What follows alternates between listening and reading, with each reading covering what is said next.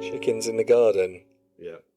All right, I think as long as you keep reasonably close to the mic. Okay, can you hear me? Yeah, then we're going to be all good, all right? Okay. So should we do a podcast? Let's do it. Yeah, cool. Shall we do it? Let's just do it. How was your setup experience here, James? It's been good, yeah. Nice. I love the improvisation. Yeah. Oh my god, my glasses are steaming up from rushing from work to get here in time. I did a photo shoot today at work as well. Did exciting. you? Yeah, Nice. exactly. So a lot of fiddling around, setting up stands. Right, so normally we do an intro. So hello, welcome to Are You Creative Podcast, the podcast for creativity in Essex. We are coming to you from Radio City, Chelmsford. Thank you, Edward Macaroni, for inventing the radio in our fine city. And we are in City Sound Studio as well, so thank you very much for them today. You know what I'm saying. I'm here with Sangeeta. Sangeeta, are you creative? I'm still trying to figure that one out. I think you're like the most creative person in Chelmsford this week because you've put on your festival at the weekend, Choose Your Chill. I did, yes. Which was amazing. Thank you. I heard good things about it. Good, thank you. And do you feel more creative as a result? I'll let you know when I've seen the videos. Oh, you're a sick promoter now, aren't you? It's like a full park with reggae and like loads of activities and rum and jerk chicken and all amazing stuff. What else do you have? There was burrito wraps. There was a fusion. We had a stall that made burritos with jerk chicken, so he'd done a fusion. There was Asian food, Indonesian food. So yeah, there was nice. So jerk chicken 5 ways. That would be on MasterChef, wouldn't it? 100%. Burrito wraps, jerk chicken on rice. Jerk chicken in burrito wraps. Yeah, and the Ragga Enforcer was in the house as well. Oh, Ragga Enforcer was there. Yes. Yeah, nice one. So that's good. I've been on holiday. Good. Check out my tan. Pretty sick. Absolutely. And we got a really super special guest in with us today. We have got James Callaghan from BlueSky Printing. Hello, James. Hello, you all right? Yeah. Are you creative? I would say so. Yes, well, that's a good result because you're on the right podcast, okay? Yes. So tell us a little bit about what you do. So I'm one of the owners at BlueSky Printing. So we do lots of different photographic printing. We do like aluminium prints. We scan artwork. We do art reproductions. There's so much that we do. And this is high end stuff you're doing, right? Yeah, it's like really, really high end stuff for some clients. Like we've actually worked for like Bjork last year.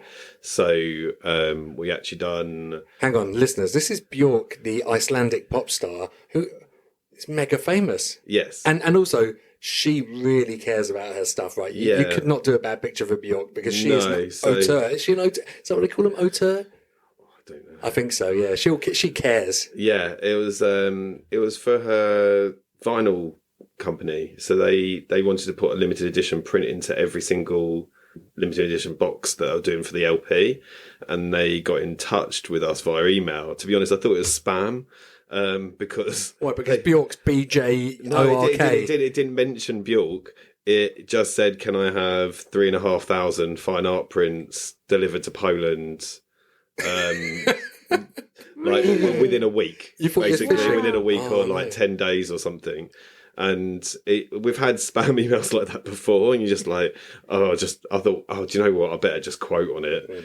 So I sent out the quote, and then they came back to me, and there's lots of questions. And in the end, we sent samples. And then finally they sent through the purchase order, and it said Bjork Artwork 1 and Bjork Artwork 2. Oh man! So you didn't even know what the artwork was. You were just printing it. Oh, I saw the pictures and I was like, I'm sure I recognise it, but I was just like, you're just busy and you're just kind of getting stuff done. And then when I saw the purchase order come through for the order, I was just like, oh, right. Okay, so 12-inch by 12-inch. Okay, that's okay. We're suspicious here. Yeah. Was it like the biophilia stuff? Was that the one that it was, or was it a later album? I think it's the most recent one that they then done a limited. There was like a scarf in the box and stuff as well. So nice. They sent the LP for like £200 or something. Oh wow! Yeah. Did you get a scarf? No, we didn't get anything. To be honest. Did you even get a copy of one in the end? No. Nothing. I just got like the sores on my hands from hand cutting 3,500 prints. Well, no, you don't have a machine or a helper to do it. The type of paper they wanted to print on is this paper called Hanemüller, which is like the oldest paper manufacturer in the world. And so you have to hand cut it. See, this is what people don't realise, right? They just think they send a photo off to be printed, but there's so much that goes into it. And I know, like, you're a bit of a, I was trying to think of a polite way to say it, a paper file. You like to feel the papers, and you know what's going to look good on what's. Yeah, we even get the paper manufacturers come and visit us in store because they know that I'm really fussy and know that I know what I'm talking about. So they actually come to us with new papers for us to test out because they want to know our opinion of them. And it actually makes a really big difference to what you're printing, what paper you put it on. It does, but a lot of it is actually how you set up, and like we call it like a colour managed environment. So our screens are calibrated, then our papers are calibrated, and our scanners are calibrated. So everything works in line with each other to make sure everything works together. Yeah. So sorry, Sangeeta, I saw you about to talk. I'm being a motor mouth tonight. So when Bjork, I'm going to say her name properly, it's Bjork. Yeah. When Bjork comes to you, did they actually say what paper they wanted, or did you recommend it? They gave me like a list of like 6 different papers. So then we sent samples of about 4. I think. She wanted the one that was made out of swan feathers. Yeah. Or something like crazy. No, it's made out of cotton. But so it had to be sent to our designers in Paris, and then that got approved. And then the company, because they hadn't used us before, they had to come do a site visit to our Colchester shop just to make sure that we was actually real human beings and not some like random website. Hang on, they're the ones that were fishing you. They're you're fishing them back. I know, yeah. So I want to go back a little bit. How long have you had BlueSky printing? So we've been there for 9 years now. So then in Chelmsford, and then Colchester we've been there for 7. Okay, and you've recently bought a new place. Right? We've just got a new shop just off Brick Lane called London Film Lab, which is a specialist like 35mm. 120 like analog film processing kind of facility. And listen, we're talking about the heart of creativity here. Like Absolutely. Everything happens in Shoreditch. Yeah. So it's really kind of it's flying. Like we got there in January, and it's so busy now that we're having to like expand all our equipment and everything to make sure that we're keeping up with demand. And you're getting a name for yourself because that people know that you care, and you're going to do a great job. And I think it's the same thing that we do at BlueSky, and we've carried it forward for London Film Lab, is that we want to do professional quality stuff, like pro level stuff, but open it up to everyone without that kind of like snobbery and without that kind of like, we have patience to talk to people and explain why we do things and why we suggest certain things. Whereas I think if you find within the fine art industry, there's a lot of places that don't give people the time of day. They like gatekeep it, don't they? They do. Yeah. And I just think that's like rubbish. And I think like it doesn't help anyone. It doesn't help their business to begin with. And it doesn't help the like artists, because you don't know who's going to be a big artist in the future. No, so if I come in, you don't know who I am. I'll come in, and you'll treat me like Bjork. Yeah, you get the same treatment. We'll go for the same types. Cover me in swan feathers. Yeah. If you're buying 3,500 prints, we'll treat anyone like royalty.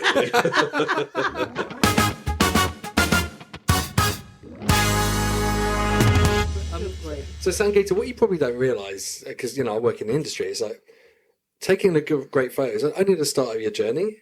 All this colour management and paper and stuff that James is talking about, that's what ends up making a photo or a film looking like it does. Like when you film a video, you have to grade it afterwards, which is giving it the colour treatment. And it makes so much. When you look at it at first, you're like, yeah, it looks all right. And then someone like James will come along for a photo or a video, and they'll turn it into something that looks really professional. Like it's the same thing. Like when I've been working on photo shoots and things, like I always shoot in something called Capture One. So as I'm shooting, like I should set up the first shot and grade it. So then when I shoot all the rest, it looks great for whoever you're shooting for. So it's almost done basically. So that's always really good. And I remember when I put in a photo for the Essex Photography Prize, which we'll talk about later, and you told me about all the adjustments you'd made on it before you printed it, and I thought, this is amazing. Like, he really, really cares about every single photo that's going up on the wall. I think you said my kid's face was too red. It it was a 42-degree day in America. There's red, but then there was like a cast. He was beetroot, I removed the cast, like not the fact that your kid had a red face. Oh, amazing! But it's fun. It really makes so much difference to printing stuff. And there's real artistry to it. I think that there's creative art to looking at a picture and knowing how to move the it's colours. just knowing the colour. Like, I think that definitely comes from my first job. Right. So my first job was at Snappy Snaps. Well, hang on. Well, not the one in Chelmsford. No, but so you start at the bottom and now you're at the top, right? Yeah. We got kind of you got to start somewhere. But so I used to work there when I was from the age of about 16. And I would colour adjust and correct around about 8,000 photos a day. Wow! I never even thought anyone at Snappy Snaps was doing that. I just thought a lot of the stores don't, but our store was like a particularly good one that was really hot on getting like the really good quality out of stuff. So that was already a good starting point to being a good shop. But it's also like just. I could literally look at a screen. I'd colour adjust 6 photos in about 3 seconds. That's so quick. So you just have to like. If you didn't, you just have mountains of stuff. But this is back in analog days. Yeah, it was. So I'd be like scanning negs, like what we're doing in London Film Lab now. We're actually using very similar scanners that we used back then, and so that is. It was just tough. Like you get to the end of the day, but like you'd go on a holiday and you feel like you're seen everywhere. Oh my god! do you know what? Snappy Snaps, the things you must have seen. Oh well, yeah. To be honest, I'm unshockable now. Some of the stuff that's coming through that is not. I know you're dealing with art now, and the new to tasteful, but probably back at Snappy Snaps. Club 18 to 30s. No way. All of that. Wow. Do you know what? It's just. It was fine. Like, I'm generally... Everyone comes in now and they're like, oh, I don't know what's on that. And I'm like, I bet you do. But... so you still get mystery films coming in? You do, but... It's not all just pop stars and artists. No, you do get the general, like, kind of holiday snaps and everything as well. So, again, that is a part of our business, is that like we're good for those people, and we're also good for the higher end people as well. I'm talking about Brick Lane here. I'm not talking about Chelmsford, because I don't want people to think that you're judging them when they're bringing your photos. No. I'm talking about the fine art printing here. Yeah. What's that? Go Paxman. It's Paxman time. What made you get into photography? I had my first camera when I was about 5 years old. And it came out of Cash Convertors, actually. And I think I'd had another camera, but like this one I would definitely remember. And they used to have a cabinet that was all cameras were £1. Oh, yeah? And I literally like just kind of really like spied one right at the back. And I said to the bloke, I was like, I'll have that one like there. And he went, that's in the wrong cabinet. Oh, no, really? And he was like, that should be 30 quid. But he was like, it's advertised for £1, so you can have it for £1. I'll take the Hasselblad. Yeah. And the back there, thank you. I've just bought a new one of those, actually. That's like thousands of pounds for a camera. Yeah. Mine wasn't. That's wicked, though. So even as a kid, you had the eye and you're like, oh, I think that one's a good one. Did you know? I think I knew that it was like a better one, because all the other ones look like kind of like hand wind on. But I thought that one looks like it needs batteries. So you knew from a very young age, like you was quite comfortable with a camera, I'm assuming. Yeah, like I was always taking photos, like in the garden of a lot of my cats and stuff at the time. But like just stuff you do, isn't it? And of like family members and things. And then I kind of didn't do it for so much for a while, and then I kind of came back to it when I was doing my GCSEs. So I was doing art GCSE, but to be honest, I'm crap at painting. So I was like, I need to do something here. So I was like, let's start playing around with the cameras again. And then from there, I'd done A-level photography. And then from there, from my A-level, actually, I wanted to get onto a course in Bournemouth, but back then you had to do art foundation. So there was an extra year of doing art, which I wasn't interested in. I wanted to do my photography. Yeah. So alongside my A-level, I actually done more photography to build up a portfolio to try and cut out this year. Luckily, it worked out, because like a lot of people apply for that course. It was like one of the best courses in Europe. And getting onto it a year early was quite like an achievement. In Bournemouth? So, yeah. They had some of the best cats to take photos of. Yeah.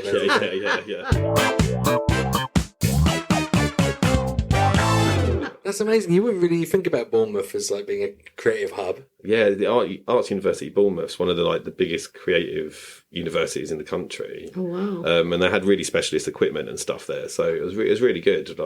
I 100% recommend it. But so you took pictures in those days. Was that when you used to develop them in the back of a room where it's all dark? Yeah, so you used to do all darkroom stuff at college and at university. We used enlargers and done all that kind of thing. And what's changed in, say, I don't know, 10 years on? To be honest, we've actually gone back to how things were done before. So we even in the lab, we didn't use darkrooms. So you just put the film gets loaded onto a card and it gets put in the machine and gets dragged through. Yeah. And Sangeet is thinking that you're doing stuff in little baths of yeah. chemicals and hanging them up. That's what I'm we do. seeing. Everyone comes in and goes, "Where's your darkroom?" I'm like, "We ain't got one." Wow, okay. So you just put in a machine and the machine comes out done, and then we scan it, and then we send everything digitally to people. So we don't even do. Sometimes we do prints of people's work, from film, but a lot of the time it's just dev and scan.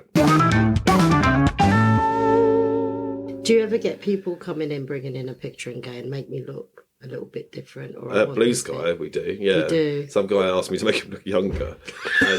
There was just a mic drop there. Yeah. And I made him look so much younger. I was a bit worried. When he came in, he absolutely loved it. So they wanted you to be the human equivalent of a Chinese sort of Pretty Woman filter. So smooth your skin out. Like going on a trip to Turkey. Yeah. A makeover done. Yeah.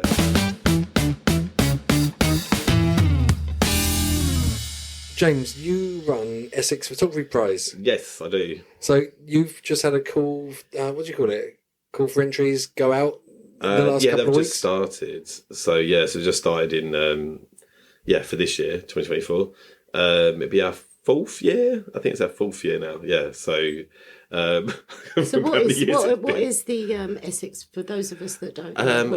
Basically, I wanted there was other photography competitions, and I really don't think it really focused on getting high quality photography being shown in Essex.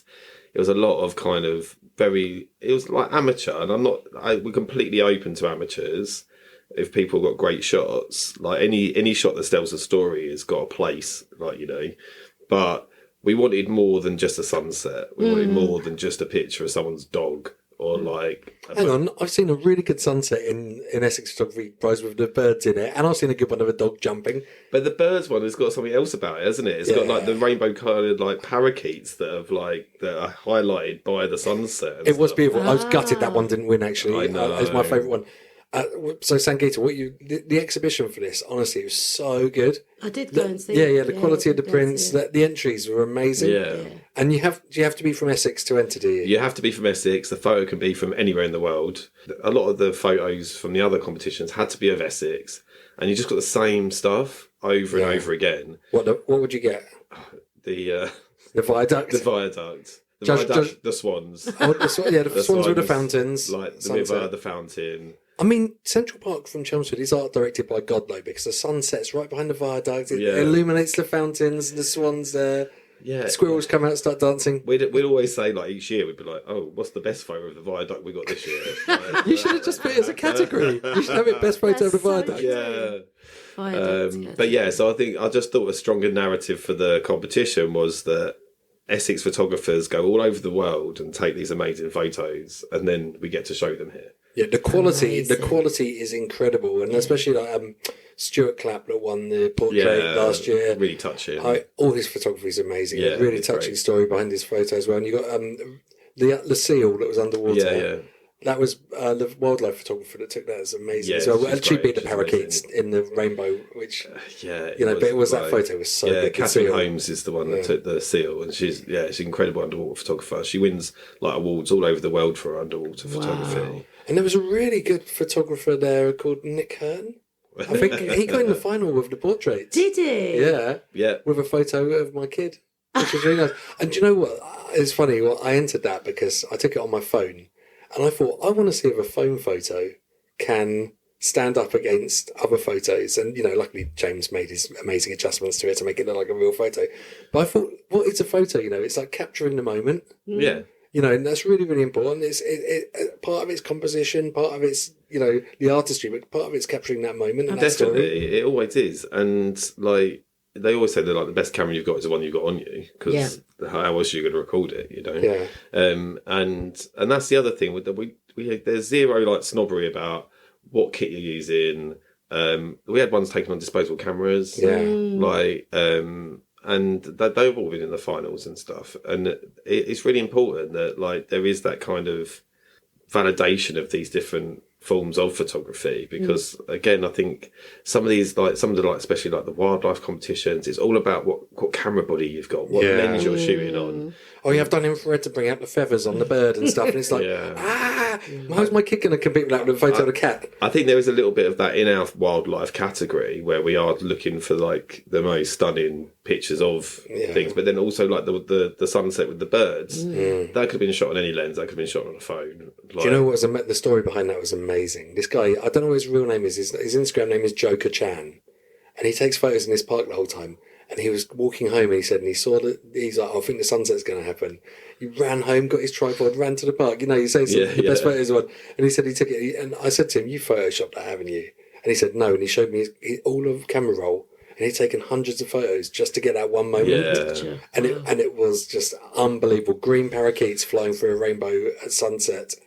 Yeah. Beautifully framed, in focus. Yeah.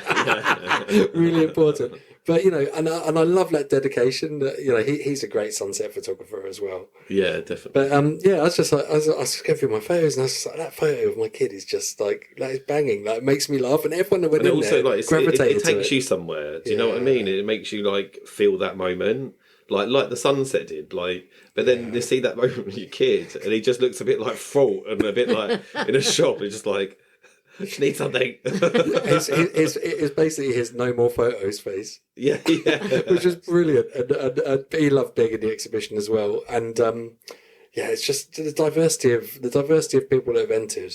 Yeah, is brilliant. Like young photographers, and it's so accessible because it's free. Yeah.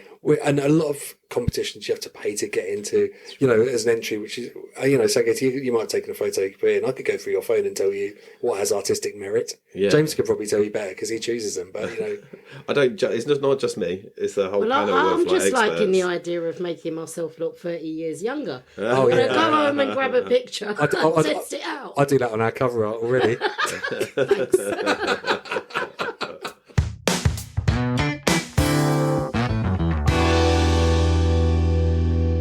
When is the exhibition this year then? We reckon it's going to be probably November time this year. Do you have a we've venue? pushed it back a little bit this year. Obviously, we had the new shop opening, so we've been quite chocker with that. So, so the entries are open to the end of September. Okay. And then we'll do the judging and printing and everything ready for the exhibition, hopefully in November. So will it be here in Chelmsford, do you think? We are trying to find a space at the moment. That's the issue that we're having massively. Hello, Marc De'Ath. Hello, Marc De'Ath. If you're listening, this is the first time Marc De'Ath's got a shout out. This unbelievably, like 10 episodes in. But hello, Marc De'Ath. Yes.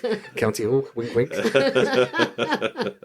Yeah, so we're trying to look for a venue to have it because it is really big. And we was in the unit last year where the artists at the Meadows, and it was a bit too small for us. Really? It was busy on the exhibition night, but because I'm an egomaniac, I went down there a few times just to see my photo and see people's reactions. People were coming through the whole time, and it was really joyful really seeing people were really enjoying looking at them all. Yeah. And everyone could find something they liked. Definitely. And I think that was the thing, like you got to look at the exhibition and it really does hold itself together. Like I think it's really a lot down to the judges that we get. So we have like Alice Hawkins, who's like a really renowned fashion photographer that I used to assist in London on some shoots every now and again. But then she became like a friend. So she lives in Colchester, so she comes over, just has to buy her a nice lunch, which is good. And then I've got a still life photographer, James Stopforth. He shoots for Joe Malone. Wow. So he does all the still life for Joe Malone.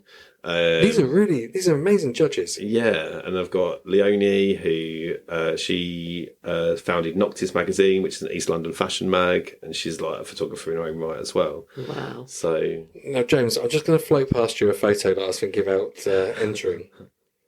and see what you think. Okay, Sagita, you saw this first. Oh, that's quite cool. Yeah, I like it. It's very like graphical. Yeah, so I've got like a really nice graphic photo of some deck chairs on with a low sun on a boat, but it looks like some crazy bit of pop art. Cool. It looks like David Hockney or something, doesn't it? It looks almost like it's like a plant. Like one of those plants you have to draw in the art room. But anyway, I was thinking about. I was thinking, have I got anything that I could enter? And I thought, that one. That's still life. That'll do. Yeah, exactly, still life. Yeah, exactly. It's got a story behind it. I saw some dolphins later. Yeah. But you can't see that in the photo. But maybe I could put in a pixel in the corner, like a little dolphin face or something. We always, when we're judging, we judge it on like face merit first to get it like, because that photo should stand up on their own without like a story. Yeah. And then when it gets down to like deciding on the final few, we will look at the descriptions that the photographers have given, just to give it a little bit more context. How many entries are you getting roughly? So last year we had about 1,500 entries. Jeez, oh man, did you print them all out to review? We printed all of them out. Wow. But it didn't go to waste. So afterwards we actually give them to the art place and they get to cut them all out and like collage with them and stuff. Oh, that's so cool. Yeah. So it's all recycled. And also I think last time I talked to you, you said that you had ambition for the exhibition to be on tour as well with that Southend and Colchester as well. Yeah, we really did. We did want to do it last year, but we had a bereavement in the family, so we didn't just didn't have time or wanted to do. Well, that story went a different way than I thought it was going to go. I know. It's a bit sad now. Is it something that you might do in the future? Pick it up. We done it the year before last, so it went from Chelmsford and it went to the Minories. So it was in the Minories for a week there, but again, it's just like funding and stuff, like trying to find the money, because I think it's about £1,000 to have an exhibition in the Minories for a week. Wow. And then you can't get that supported by Essex. I'm very good at like. I think. Hang on. Hello, Marc De'Ath. Hang on. He's been waiting 10 episodes for a mention, and now he's got. I know. Marc De'Ath is an amazing creative leader from Chelmsford, by the way. Went from Essex County Council. Is he? He's from Chelmsford. Chelmsford County Council. Yeah, exactly. He makes things happen. Yeah. Like photo exhibitions. Marc De'Ath. Hello. I've said his name 10 times now. Do you know if you say it 10 times, look in a mirror, he appears behind you? Hi, Mark. This has been really fun, hasn't it? It has. I love James. I knew he'd be a good guest. It's always good chat. Oh yeah, so we were talking about digital photography and phone photography, right? Yeah. Where would the limit be for photography to enter? Like, could I enter a photo that was taken in a photo booth? Yeah. Yeah, if the lighting was right and the pose was right. It's like, I suppose Warhol did that, didn't he? Yeah, and Rankin as well. Oh yeah, I saw Rankin at Christmas. You could go into his shop and get a photo taken by him for £1,000 or something. Yeah.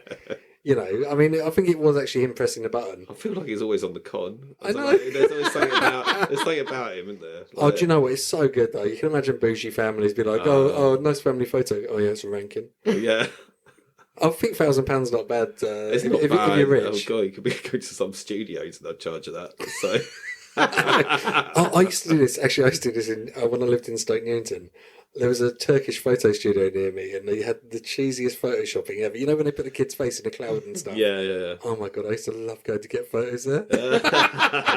and you know, you'd have to hold it together while you're in the shop because you didn't want to laugh at them. But they were it was so good. The actual photos were great as well. Like, but then the fact he would go away and like, be on his computer like he was doing magic, and then come back and the face would be in a cloud. Like you're dead. It was so good. So yeah, I think there's so much we avoid at BlueSky Printing where they're like, "Can you do this?" And like someone come in and was like, "Do you do the canvases that got glitter on?" And I'm like, "No." I'm like, "We're in Essex, but we're not Essex." We do now. They always say it's like, you know, if it's like the pizza shop in town, right? If you want a Hawaiian pizza, it costs £1,000. Right? Oh, really? So you just put the price up really high, and if they really want that glitter photo, you can make it happen. Yeah, well. No, you're saying no to glitter. Have some kind you heard it here. Haven't you? There are some things money can't buy, Nick. Because you know who else? Other people come in and be like, "I want to go." Oh no.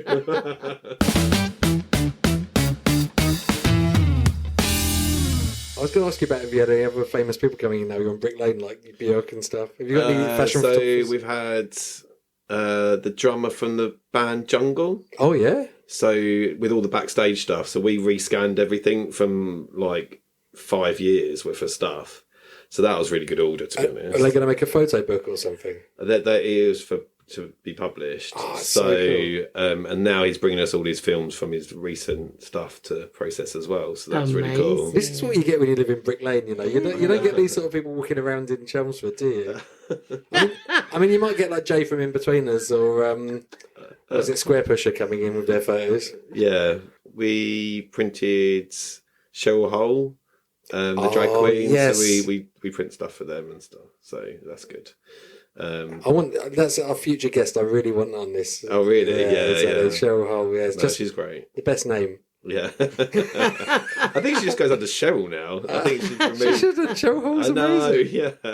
It's clean enough to say on here as well. Yeah. Which I like.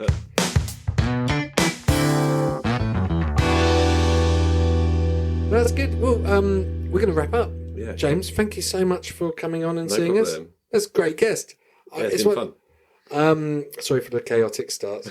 It was a bit mad, wasn't it? Sangator, what do you think? Do you feel you know a bit more about photo printing? 100%. Yeah. You know 100% about photo printing? No, I know 100% a bit more than what I did 40 minutes ago. So I know that I could at some point James can make me look 30 years younger. Yeah, but that's not photo printing, that's Photoshop. Yeah, but that's all photo. I know, so it's fine. As long as the word photos in there, that's fine. Exactly. So that's awesome. So thanks so much for coming in, James. I've got to say, once again, thank you very much to NGDA for supporting with the kit. Who else do you say? Thank you very much to City Sound, of course, and Paul. So kind for letting us use your studio. Don't forget to subscribe to us on Instagram, r.u.creative.podcast, Instagram, and like and subscribe and do all that other stuff. And what else do we need to talk about? Oh, the Essex Podcast Festival is coming up with Are You Creative Live with a very amazing guest, Andy Pilgrim, who's a stuntman from Hollywood, which is going to be great. That's on the 28th of September. And, little spoiler alert, I think Andy has been killed by 2 different Batmen. Oh. Well, you have to find out who they are at the thing. So thank you very much, James. Goodbye. Bye. Say bye. Bye-bye. Say bye. Bye. Say bye. Bye. Thank you. Bye.